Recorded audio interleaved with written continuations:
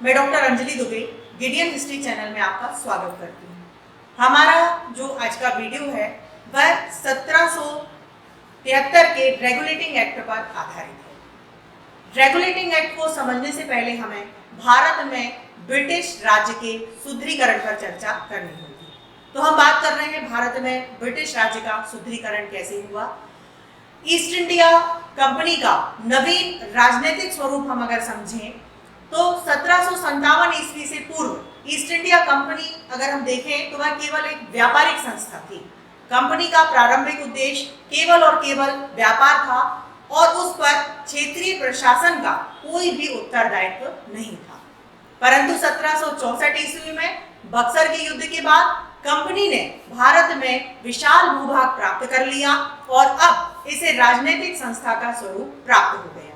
अपने व्यापारिक और राजनीतिक स्वरूप तो उसने स्थायी करने के लिए, उसे अधिक संगठित और सुदृढ़ करने के लिए 1757 से लेकर के 1857 ईस्वी तक 100 वर्षों की अवधि में बार बार प्रशासनिक और वैधानिक परिवर्तन भी करने पड़े। प्रशासनिक और वैधानिक परिवर्तन किस तरह से करें, इसकी अगर हम विवेचना करें तो सबसे पहले हम बात करेंगे बंगाल में द्वैत शासन और उसके अंत पर। इलाहाबाद की संधि के बाद जब 1765 ईस्वी में ईस्ट इंडिया कंपनी के अधिकारियों ने बंगाल पर अधिकार स्थापित कर लिया, तब वहां पर द्वैत शासन स्थापित हो गया था। 1765 से 1772 की अवधि में द्वैत शासन के दौरान बंगाल के नवाब के भारतीय अधिकारियों को पहले की ही भांति काम करने दिया गया था, लेकिन उन पर ब्रिटिश गवर्नर और ब्रिटिश अधिकारियों का व्यापक नियंत्रण स्थापित हो चुका था। भारतीय अधिकारियों को प्रशासन का उत्तरदायित्व तो दिया गया था, पर सत्ता के उनके पास कोई अधिकार नहीं थे। इसके विपरीत कंपनी के अधिकारियों को अधिकार तो मिले थे, मगर उनकी कोई जिम्मेदारी नहीं थी। दोनों ही प्रकार के अधिकारी स्वार्थी, धन लोलुप और भ्रष्ट हो चुके थे। अतः 1772 ईस्वी में कंपनी के द्वैत शासन को समाप्त कर दिया गया और कंपनी ने अपने कर्मचारियों द्वारा बंगाल पर सीधा प्रशासन करना प्रारंभ कर दिया। इस प्रकार प्रशासन में अनेक अभाव एवं दोष उत्पन्न हो चुके थे। कंपनी के शासन का सबसे बड़ा दोष यह था कि वह अपने अधिकारियों पर पूर्ण नियंत्रण रखने और उनके व्यापार में तथा व्यवहार में सुधार लाने में बिल्कुल असमर्थ हो चुकी थी।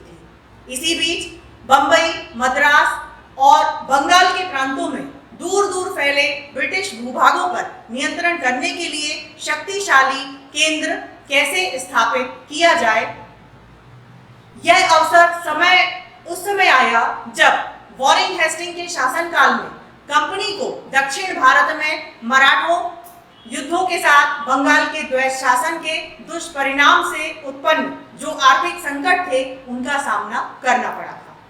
फलतः 1772 ईस्वी में कंपनी के संचालकों ने ब्रिटेन की सरकार से प्रार्थना की कि वह कंपनी को 10 लाख पाउंड का ऋण दे, अन्यथा उनका व्यापार करना अब असंभव हो जाएगा। अंत में ब्रिटिश पार्लियामेंट ने 1773 ईस्वी में कानून को स्वीकृत किया, जिसे हम रेगुलेटिंग एक्ट के नाम से जानते हैं। तो अब हम बात करेंगे रेगुलेटिंग एक्ट 1773 पर। इस एक्ट के आखिर क्या उद्देश्य थे, इस पर हम चर्चा करेंगे। अंग्रेज व्यापारिक कंपनी का ब्रिटिश सरकार पर नियंत्रण स्थापित करना, कंपनी की संचालक समिति के गठन में परिवर्तन करना तथा कंपनी के राजनीतिक अस्तित्व को स्वीकार करके उसके व्यापारिक ढांचे को राजनीतिक और प्रशासकीय कार्यों के संलग्न योग्य बनाना, यह एक तरह से देखा जाए तो रेगुलेटिंग एक्ट के प्रथम उद्देश्य थे।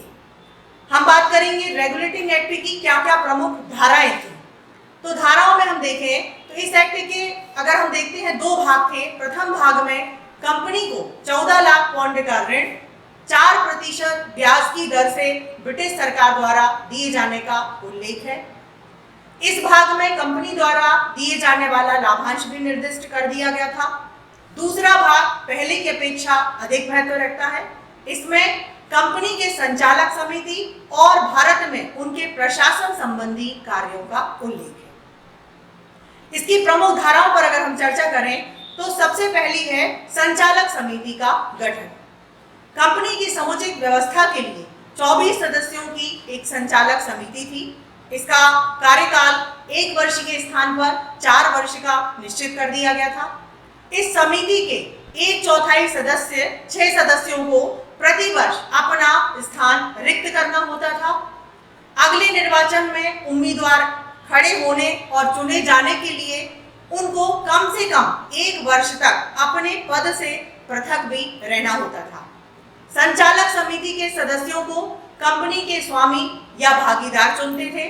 भागीदारों के मत देने की योग्यता 500 पौंड से बढ़ा करके 1000 पौंड के हिस्से को तय कर दिया गया था। केवल उन भागीदारों या हिस्सेदारों को ही मत देने का अधिकार था जो 1000 पौंड के हिस्से के 1 वर्ष के मालिक थे, ऐसा इसमें प्रावधान कर दिया गया। 3000, 6000 और 10,000 पौंड के हिस्सेदारों को क्रमशः 2, 3 और 4 मत देने का अधिकार दिया गया था। कंपनी के संचालकों को प्रति वर्ष कंपनी के राजस्व और धन संबंधी व्यवहार पर रिपोर्ट ब्रिटिश अर्थ मंत्री को और सैनिक, राजनीतिक व प्रशासकीय कार्यों की रिपोर्ट ब्रिटिश मंत्रिमंडल के एक सदस्य को देना अनिवार्य कर दिया गया था। इस प्रकार ब्रिटेन की सरकार का कंपनी के राजस्व, सेना तथा शासन संबंधी कार्यों पर नियंत्रण स्थापित हो गया था। इसके दूसरी धारा पर अगर हम प्रकाश डालें तो वह बंगाल के गवर्नर से संबंधित है।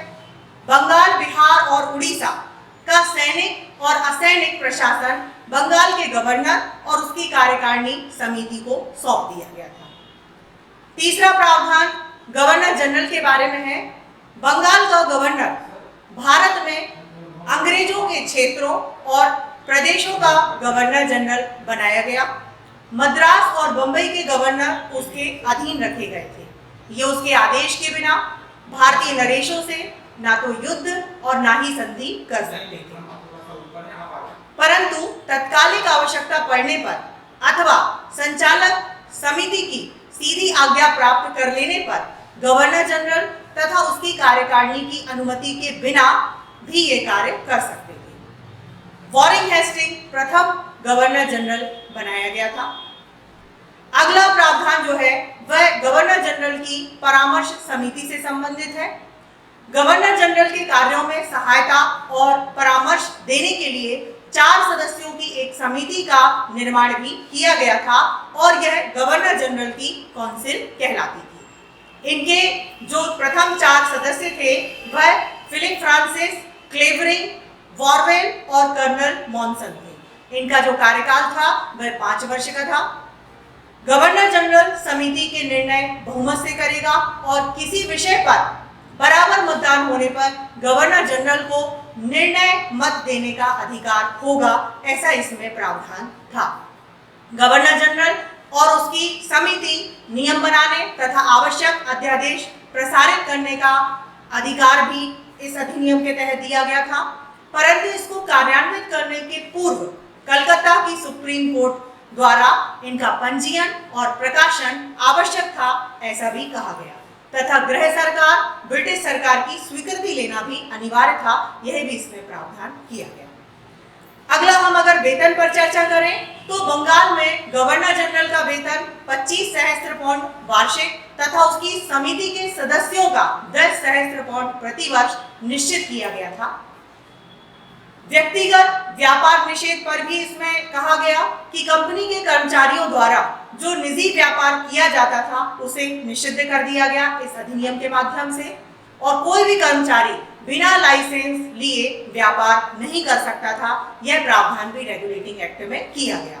इसके अलावा कर्मचारी किसी से भेंट, उपहार, रिश्वत नहीं ले सकते थे। इस आर्थिक क्षति को पूरा करने के लिए उनके वेतन में पर्याप्त वृद्धि की गई। इन नियमों का उल्लंघन करने पर कर्मचारियों के लिए अर्थदंड, कैद और भारत से इंग्लैंड वापस जाने की व्यवस्था भी इस अधिनियम में की गई थी। इसके अलावा कलकत्ता में एक सर्वोच्च न्यायालय भी रेगुलेटिंग एक्ट के माध्यम से ही स्थापित हुआ था। बंगाल में कलकत्ता में एक सर्वोच्च न्यायालय स्थापित किया गया जिसमें एक प्रधान न्यायाधीश तथा 3 अन्य न्यायाधीश ब्रिटिश सरकार के द्वारा नियुक्त किए जाते थे। सर एलिजा इम्पे इस न्यायालय के प्रधान न्यायाधीश नियुक्त किए गए थे। प्रधान न्यायाधीश का वेतन 8 सहस्त्र पौंड तथा अन्य सहायक न्यायाधीशों का वेतन 6 सहस्त्र पौंड वार्षिक रखा गया था।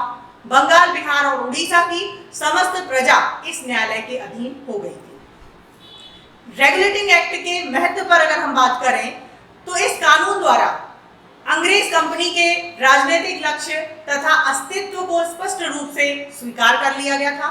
इस कानून ने कंपनी के निरंकुश प्रशासन पर संसदीय प्रतिबंधों की व्यवस्था कर दी थी।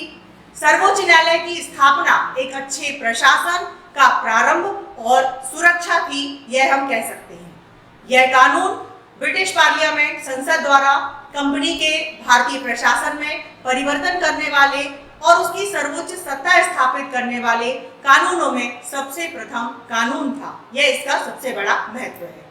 यह कानून कंपनी प्रशासित प्रदेशों में एक उच्च केंद्रीय सत्ता स्थापित करने और कंपनी की प्रशासन व्यवस्था सुधारने का प्रथम प्रयास था। यह भी इसका एक सबसे प्रमुख महत्व है। इसके बाद कोई भी एक्ट है तो उसमें कुछ गुण के साथ दोष भी होते हैं, तो हम रेगुलेटिंग एक्ट के दोष पर चर्चा करेंगे।